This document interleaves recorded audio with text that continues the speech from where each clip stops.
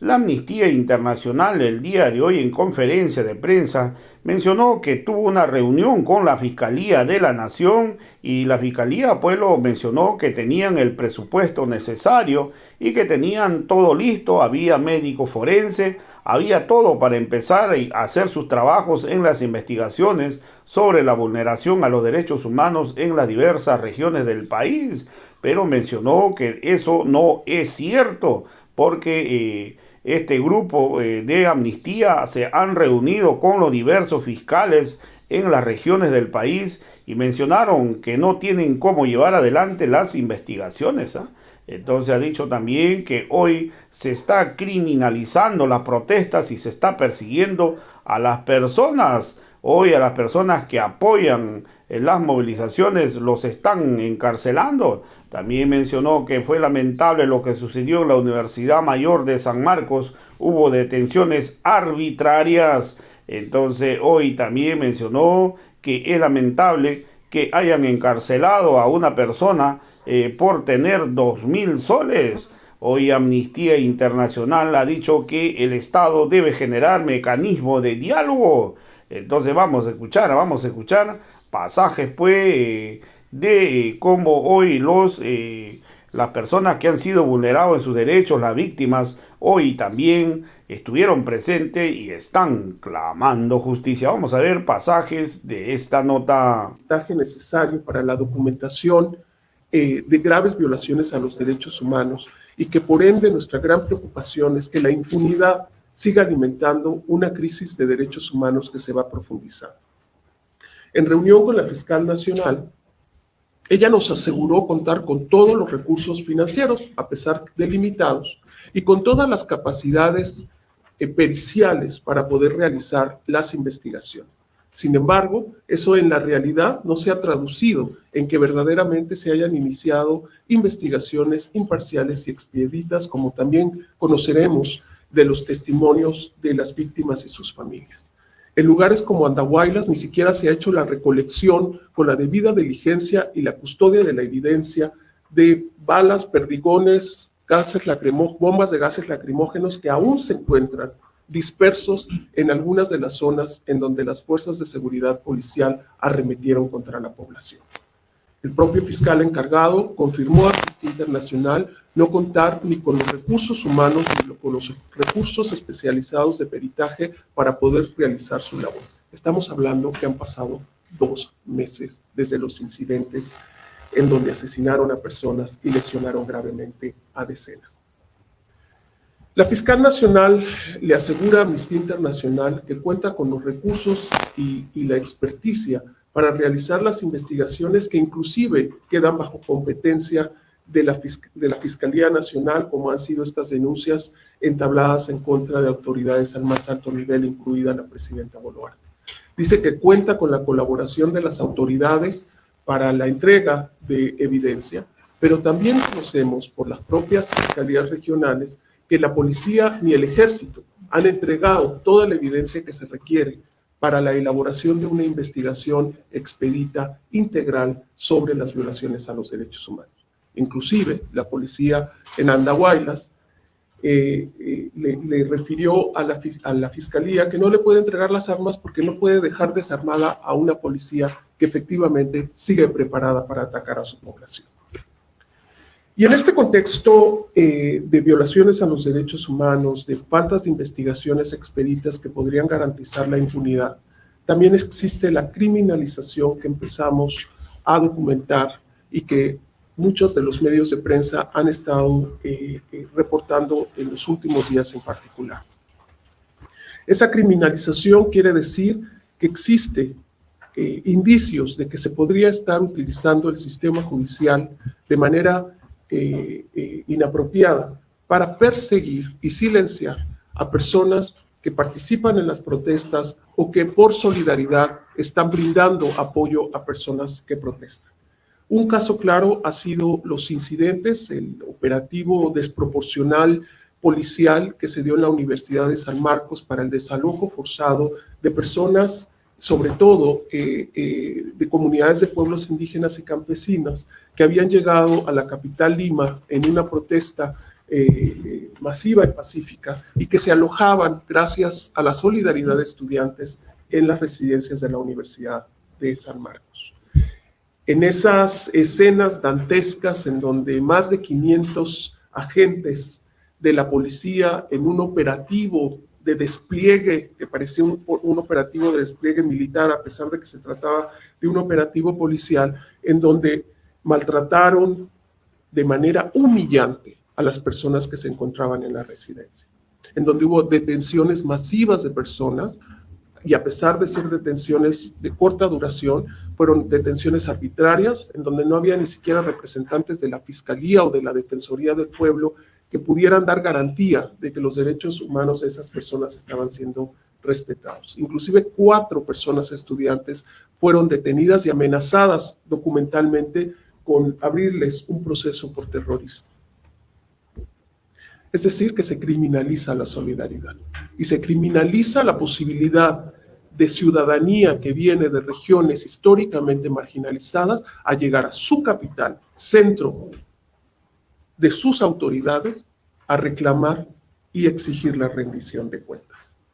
Y esa criminalización también se ha extendido a personas acusadas supuestamente de financiar las manifestaciones, como si financiar una protesta social fuera un crimen.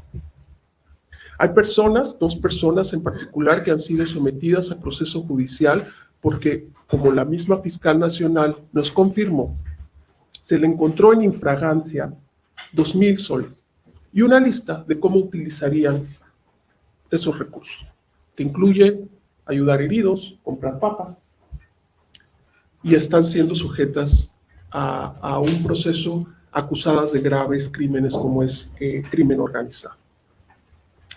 Y es así como Amnistía Internacional pone en evidencia efectivamente que en Perú se están cometiendo graves violaciones a los derechos humanos en el contexto de la represión violenta estatal en contra de protestas sociales, que se trata de ataques generalizados hacia la población con la intención de castigar y silenciar a aquellas personas que ejercen su legítimo derecho a la libertad de expresión y a la asamblea pacífica. Amnistía Internacional reconoce que existen otras formas de protesta, como lo reconocen los organismos internacionales. La CIDH ha recordado a los estados en múltiples ocasiones que las protestas tienen que ser toleradas, a que pueden ser disruptivas de la vida cotidiana, y que el Estado tiene la responsabilidad de generar mecanismos de diálogo para garantizar que otros derechos de otras poblaciones no se vean afectadas con bloqueos carreteros, con tomas de instituciones del Estado. Y sin embargo, lo que hemos visto es que esto ha sido solamente una justificación para las autoridades del Estado para seguir reprimiendo a la población que protesta pacíficamente. Y para terminar, y darle el paso a los testimonios, y después hablaremos de las recomendaciones que hemos hecho, quisiera simplemente mencionar que en la reunión que hemos tenido con la presidenta Boluarte y parte de su gabinete, a lo que reconocemos que ha habido una apertura del diálogo, la presidenta escuchó estos hallazgos de manera detenida, no hizo una respuesta específica a cada uno de los hallazgos, pero ciertamente reconoció que el Estado, a través de su gobierno, está en la disposición de dar apoyos a las víctimas. Claramente el ministro de Justicia quiso aclarar que no se trata de una resarción del daño o una reparación, porque de eso los procedimientos judiciales tendrán que encargarse para garantizar el derecho a la reparación de las víctimas, pero claramente les estarán dando apoyos que nosotros también hemos recomendado que se hagan, porque hay una aceptación tácita de que se trata de víctimas de graves violaciones a los derechos humanos. Con militares. Nuestra asociación se llama Asociación de Familiares Asesinados y Heridos del 15 de diciembre del año 2022. Yo vengo a hablar en nombre de mi esposo Leonardo David Ancochá, natural de Cusco. Un señor de 32 años que amaba la vida, que tenía su familia profesional con un futuro hacia adelante.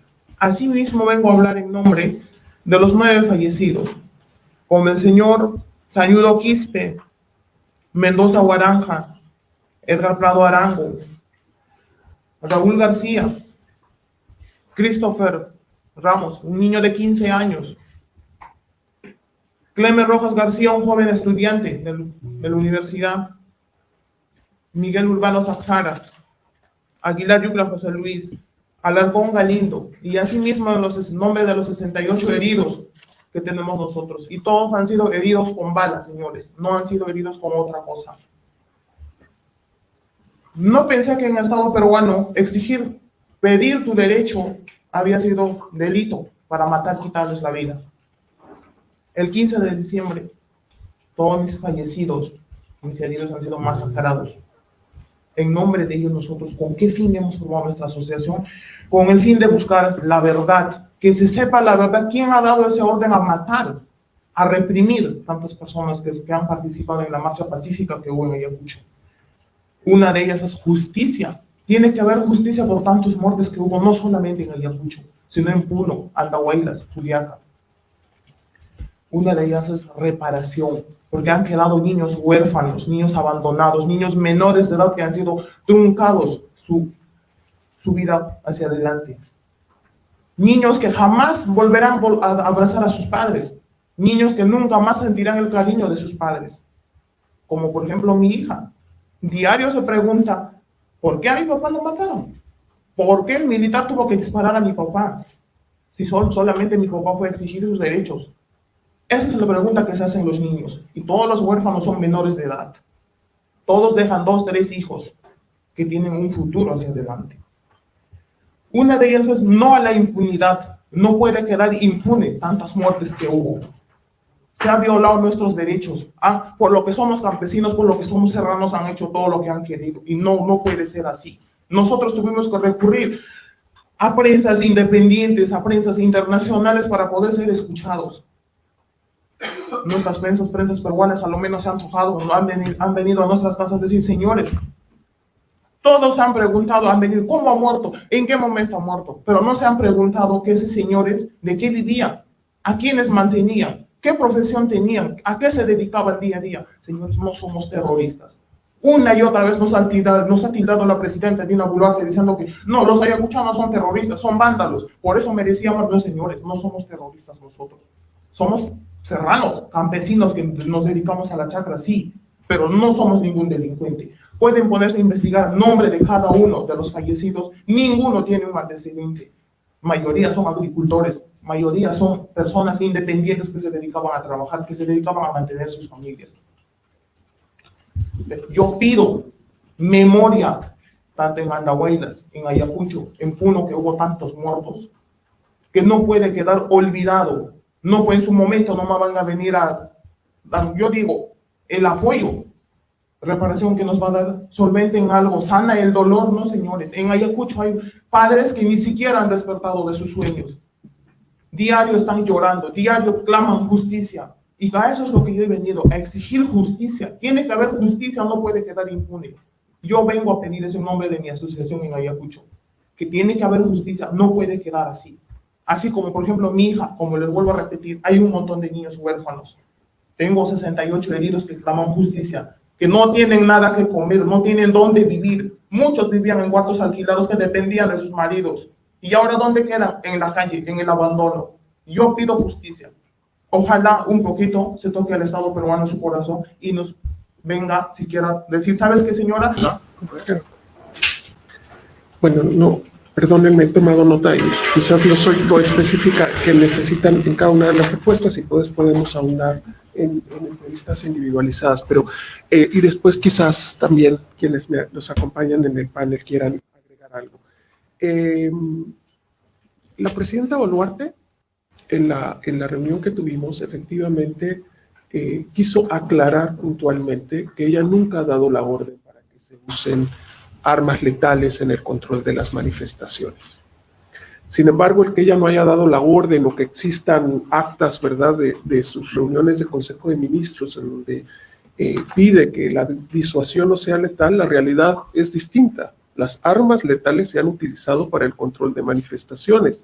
Lo hemos visto claramente en Ayacucho, donde además hay una muy seria investigación periodística en donde se ve claramente el uso de rifles Cali por parte de las fuerzas militares, en donde la narrativa del Estado dista de la realidad, de la evidencia videográfica que existe de aquel incidente donde varias personas pierden la vida en Ayacucho.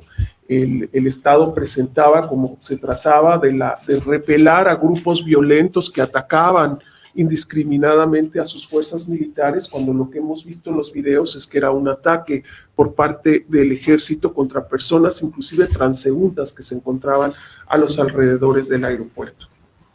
Efectivamente, en lo que se conoce, ¿verdad?, de los acontecimientos de movilizaciones sociales en el Perú, se han identificado situaciones de violencia, grupos que ejercen la violencia dentro de las manifestaciones, grupos que tienen la intención de la toma de locales, tanto del Estado como los propios aeropuertos, pero eso de ninguna manera justifica que se utilice la fuerza letal en contra de población civil, que además, cabe decir, se encuentra desarmada. El gobierno, el ministro de Defensa, por ejemplo, hace referencia a que estos grupos que ejercen violencia tienen algunas armas artesanales, piedras, ¿no?, lanzapiedras, y efectivamente eso tendría que ser evaluado por la autoridad con los mecanismos existentes, los lineamientos internacionales y nacionales para el uso de la fuerza que existen, por supuesto, y lo que hemos visto es que hay un uso desproporcional de la fuerza claramente, y que no ha habido la intención de disuadir las protestas e inclusive los conatos de violencia que se puedan dar de manera individualizada. No ha habido la intención de encapsularlos, sino todo lo contrario. Ha habido la intención de utilizarlos como justificación, ¿verdad?, para encubrir que efectivamente ha habido ataques contra población que ni siquiera se encontraba participando activamente de las protestas. La presidenta Boluarte no hace un reconocimiento que efectivamente estos hechos han ocurrido. En nuestra conversación dicen que están a las esperas de la investigación, de las múltiples investigaciones que existen. Asimismo, el ministro de Defensa, el actual ministro de Defensa, que claramente nos pedía que estableciéramos que él solo entró el 22 de diciembre, digamos, posterior a los hechos de Ayacucho, pero que reconoce que es su responsabilidad, porque él es el ministro, ha dicho que él ha colaborado abiertamente con la Fiscalía para entregar todas las informaciones en las que ha sido requerido, pero que igualmente esperan los resultados de la investigación. Sin embargo, no ha habido por parte de ninguna autoridad en estos días que hemos estado en reunión una garantía de que ya no van a hacer uso de las armas letales, como hemos visto que continúa siendo el caso. Efectivamente hay un saldo dramático. En menos de 2 meses, 48 personas han perdido la vida en el contexto de manifestaciones, en el contexto de represión. 11 personas han perdido la vida en el contexto de los bloqueos, es decir, que no pueden pasar a buscar atención médica. Un policía ha sido asesinado en este contexto igualmente, y hay que reconocer también, y esperamos que las instancias del Estado se pongan a la altura de las circunstancias, no solo para realizar las investigaciones expeditas e imparciales que se requieren para judicializar y buscar a los responsables de estas violaciones a cualquier nivel de autoridad. Pero también existen instancias internacionales que conocerán de los hechos. Sabemos que la Comisión Interamericana de Derechos Humanos ha estado de visita en el Perú en 2 ocasiones, su Secretaría Ejecutiva como su cuerpo colegial de comisionados, y esperamos el informe de esta comisión, que es una comisión intergubernamental que es parte de la Organización de los Estados Americanos, y que sabemos que el Estado peruano ha permitido no solo la visita, sino que ha colaborado también con la información y tendrá que responder a ese informe, y existen múltiples mecanismos de protección de los derechos humanos regionales y universales que están conociendo de los hechos, para que también las víctimas puedan tener espacio para estas instancias internacionales. Amnistía Internacional siempre entrega sus informes a todas estas instancias, los pone a disposición para que sirvan como parte del cuerpo de evidencia que se tiene que recolectar para hacer que el Estado peruano rinda cuentas y cumpla con sus obligaciones internacionales en materia de derechos humanos. Sobre el caso específico de una persona que no fue registrada su detención. Solo aclarar que no se trata de una persona desaparecida, se trata de una persona que fue golpeada en el operativo policial en la Universidad de San Marcos, que fue privada de su libertad durante el operativo, ¿verdad?, por varias horas, pero que su detención no fue registrada porque no fue llevado hacia, ¿no?, las instancias competentes, y por ende esta privación de su libertad durante estas horas se podría constituir en una privación ilegal, que hasta podría ser una detención arbitraria, a pesar de que no fue llevado a la comisaría o a las instancias en donde debía de ser presentado, precisamente porque fue golpeado, y quizás la propia autoridad no quería llevarlo para que pudiera tener acceso, ¿verdad?, al peritaje médico y demás, en donde se pudiera poner en evidencia efectivamente el trato que recibió él y muchas personas en ese operativo. Efectivamente hemos recibido testimonios en estos hallazgos que estamos presentando el día de hoy.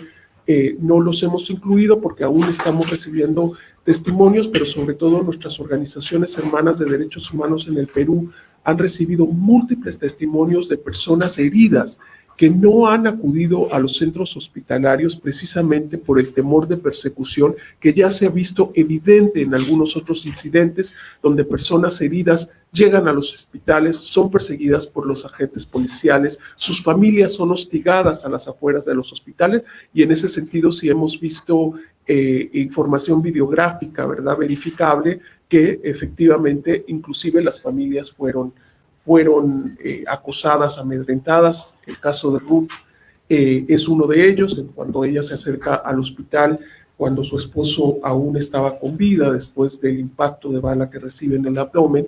Ella también, ¿no?, pudo también atestiguar cómo otras familias recibían el acoso de las fuerzas policiales.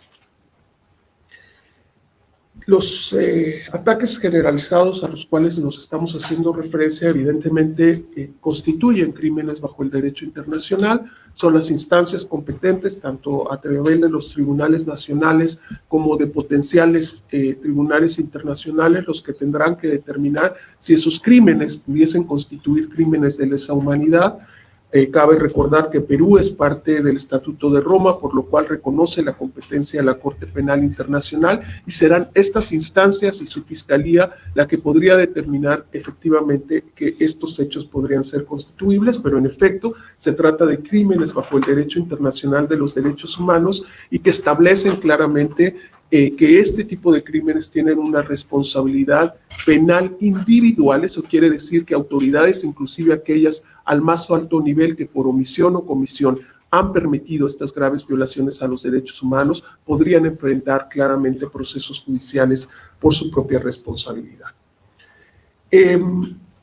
Hasta este momento no podríamos hablar de una política de impunidad, de una política inclusive de represión. Esperamos que no sea el caso en Perú, que sería un caso sumamente grave, ¿no?, que existiera una política de órdenes, ¿no?, de reprimir violentamente a las personas, y una política de impunidad. La Fiscal Nacional nos ha asegurado que cuenta con los recursos, que aún limitados, y con los expertos, ¿verdad?, para realizar las investigaciones, así que no habría ninguna justificación para que estas investigaciones imparciales y expeditas y rigurosas que se requieren para judicializar estas graves violaciones a los derechos humanos no ocurran. Así es que esperaríamos que efectivamente no exista una política de impunidad.